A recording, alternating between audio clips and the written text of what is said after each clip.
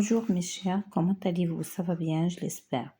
Je vous présente la correction du cahier d'activité numéro 2, programme le nouveau Vivre le français, CE2, la page 70. C'est le bilan numéro 1 de l'unité numéro 6. Alors la première question, vous avez complète les phrases avec A sans accent, A avec accent. Alors, il faut savoir tout d'abord la différence entre A sans accent et A avec accent. A sans accent, c'est le verbe avoir au présent. J'ai, tu as, il a, elle a. Donc, A, c'est l'auxiliaire ou bien c'est le verbe avoir. Et lorsqu'on dit un verbe, le verbe avoir, c'est-à-dire on peut le conjuguer à l'imparfait, comme on peut le conjuguer à n'importe quel autre temps. Par exemple, le futur, on va dire j'aurais. Et l'imparfait, on dit j'avais. Donc, pour écrire A sans accent, il faut qu'il y ait un sujet avant, un groupe sujet ou bien un groupe nominal sujet. Alors, on a un exemple ici. Regardez, cet enfant, il est en train de pleurer. Ah, c'est une fille. La petite fille a du chagrin.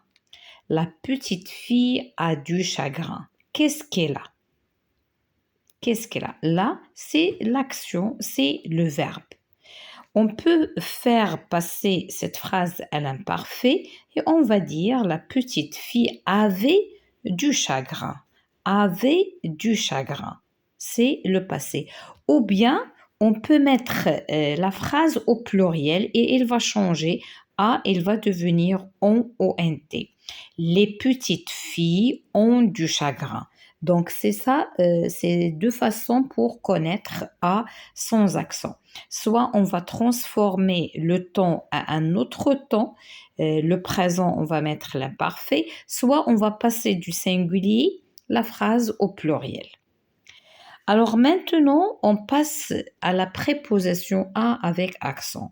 A avec accent, on peut le mettre si on veut désigner du temps, le temps à 19h, à 7h, à 8h du matin. Je me lève à 7h du matin. Ou bien vers un lieu, par exemple, je vais à la maison, je vais à l'école. À ce moment-là, on met A avec accent. Et A avec accent, c'est un mot invariable, c'est-à-dire même si on change la phrase du singulier au pluriel ou bien du masculin au féminin ou bien le contraire, A avec accent, elle reste intacte et ne change pas. Le garçon donne de l'argent à la caissière. Il a acheté quelque chose, il paye la caissière.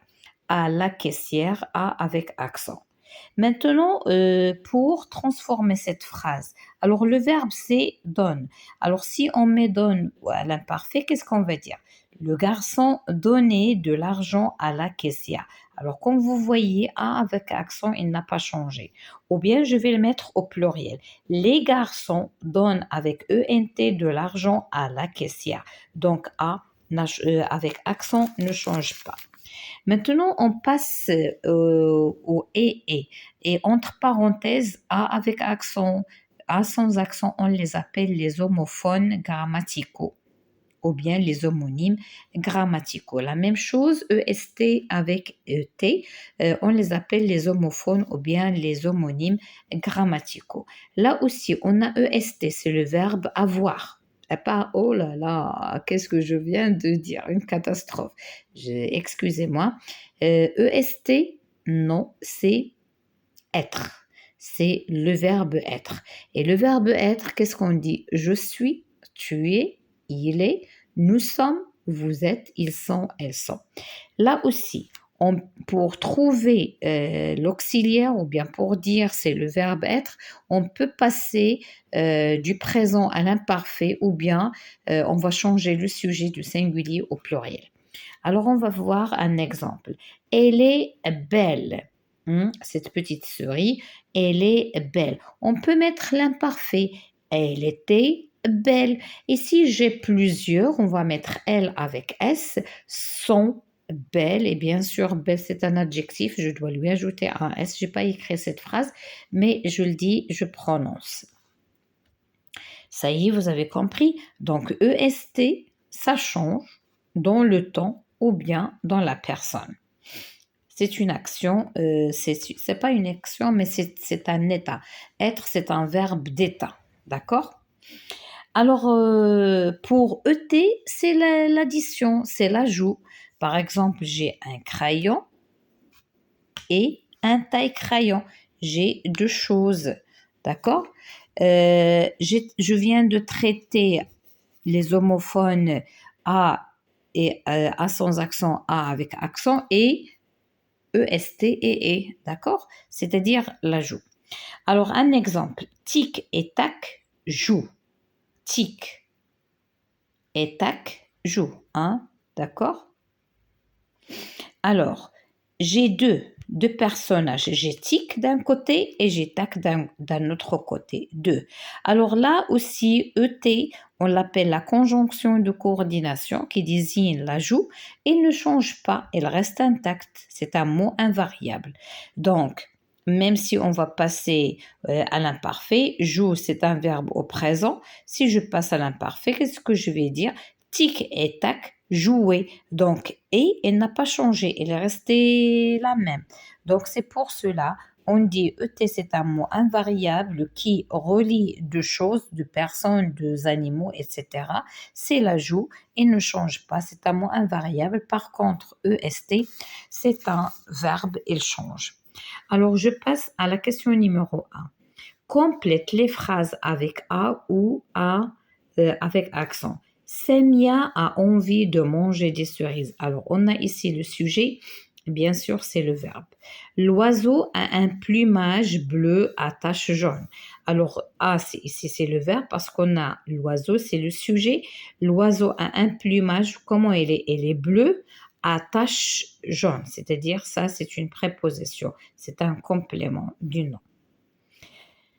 Je passe à midi. Là, c'est A avec accent, il désigne le temps. Nous allons à la Tour Eiffel et là, il va désigner le lieu. Hakim retourne à la maison à pied. Alors, Hakim retourne à la maison, c'est un adverbe là. Il désigne le lieu. À pied, c'est la manière à pied. Donc là, on va mettre accent, accent. La chauve-souris a la tête à l'envers. Ça, c'est le verbe. La chauve-souris, c'est le sujet. A la tête à l'envers. L'envers, c'est la manière. Maintenant, je passe avec et. Complète les phrases avec ET ou EST. Le chat est sur le canapé et il ronronne. Alors, le chat, c'est le sujet, est sur le canapé. D'accord, c'est le verbe. Donc, elle est une fois sur le canapé et il ronronne. Il fait la deuxième chose, ou bien deuxième action. Premièrement, elle est sur le canapé. Deuxièmement, il ronronne. Le chien est calme et très gentil. Alors, premièrement, le chien, comment elle est? Elle est calme, c'est un verbe. Et par la suite, il n'est pas uniquement calme, elle est calme et elle est très gentille. 2. La feuille est rouge et jaune. Comment elle est cette feuille? Elle est rouge, c'est le verbe. D'accord? Il nous montre. Et comment elle est rouge et en même temps, elle est jaune. Donc, il y a deux couleurs, c'est l'ajout. D. Elle est fière d'avoir touché un dauphin et le dit à tout le monde. Alors là, c'est le sujet. Il, c'est le sujet. Donc, elle est fière d'avoir un dauphin et aussi, elle est fière aussi de le dire à tout le monde. Là, c'est la deuxième action. Leïla et Samira ont des rubans rouges et roses. Là aussi, c'est un ajout. C'est bon? Alors, je voudrais, pour terminer ces homophones, alors comme vous voyez, elle est précédée par un sujet à la troisième personne du singulier. Là aussi, pour A sans accent, elle est précédée par un sujet qui prend la valeur de la troisième personne du singulier. Ça, c'était entre parenthèses. Alors maintenant, on passe à la question numéro 3. Souligne dans chaque phrase le complément circonstanciel. Les compléments circonstanciels, ce sont des compléments qui désignent le temps, qui peuvent désigner le lieu, qui peuvent désigner la manière, comme ils peuvent désigner la cause ou bien le but. D'accord? Alors, le temps, on appelle CCT, de lieu, on appelle CCL, manière CCM, de cause CCC, de but CCB. CCT, on pose la question quand? CCL, on pose la question où ou bien d'où. CCM, on pose la question comment.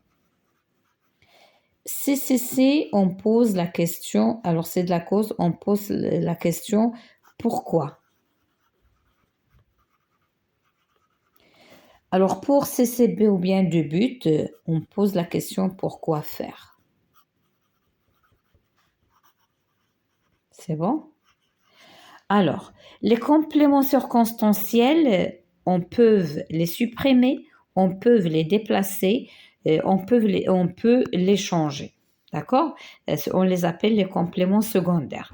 Alors, la première phrase, ce matin, je fais ma vaisselle. Alors, quand je fais ma vaisselle, c'est ce matin, c'est un CCT de temps. Nous prenons l'avion à 19h. À 19h, c'est un CCT. On pose la question quand. Donc là, on a posé la question quand, même la première. Alors, je détaille le détail. C'est un chien aboie derrière moi. Alors, aboie derrière moi, c'est un CCL. On pose la question où il aboie. L'après-midi, nous faisons une sieste. Quand nous faisions une sieste, c'est l'après-midi, c'est un CCT. On pose la question quand. La dernière phrase, les enfants jouent dans la piscine. Dans la piscine, c'est un CCL. On pose la question où. D'accord? Alors, les enfants jouent où? Dans la piscine. Alors, maintenant, on va passer à la conjugaison. Complète le tableau. Vous avez deux verbes. Aller et le verbe pouvoir. Vous allez les conjuguer au présent, une fois au présent, une fois à l'imparfait, une fois au futur. C'est-à-dire, on a l'imparfait, c'est le passé, le présent, c'est l'actuel et le futur qui va venir après. La même chose pour pouvoir. Alors, je vais vous montrer des affichages. Alors, pour le verbe aller, au présent, je n'en ai pas, il est dans la classe de l'école. Alors, je vais vous montrer ce que j'ai ici, les autres, c'est-à-dire l'imparfait, le futur et le verbe pouvoir. Alors, pour aller, qu'est-ce qu'on dit? Je vais, tu vas, il va. Nous allons, vous allez, ils vont. Aller et pouvoir sont deux verbes du troisième groupe. Alors maintenant, on va passer. Alors pourquoi on dit troisième groupe ou bien on dit des verbes irréguliers? Parce que le radical, il change. Maintenant, l'imparfait. L'imparfait, la terminaison, c'est AIS, AIS, AIT, IONS, IEZ, AIENT. Alors, pour le verbe aller, on dit j'allais, tu allais, il, elle, on allait, nous allions, vous alliez, il avec S, elle avec S, allez. Allez, donc c'est ça ce que j'écris dans l'imparfait. Alors pour le futur c'est un temps qui n'est pas encore venu. Sa terminaison est AI, AS, A, ONS, EZ, ONT. Mais pour le verbe aller, qu'est-ce qu'on dit? J'irai, tu iras, il ira, elle ira, nous irons, vous irez, ils iront, elles iront. C'est bon? Alors maintenant, on va passer au deuxième verbe qui est pouvoir. Le présent.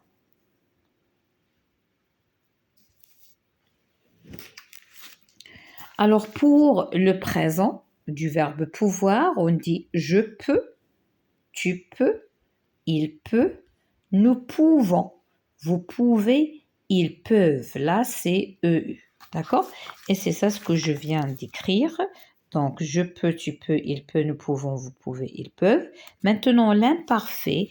La même chose, on a dit la terminaison c'est AIS, AIS, AIT, IONS, IEZ, AIENT. Alors pour pouvoir, je pouvais, tu pouvais, il, elle, on pouvait, nous pouvions, vous pouviez, il avec S, elle avec S pouvait.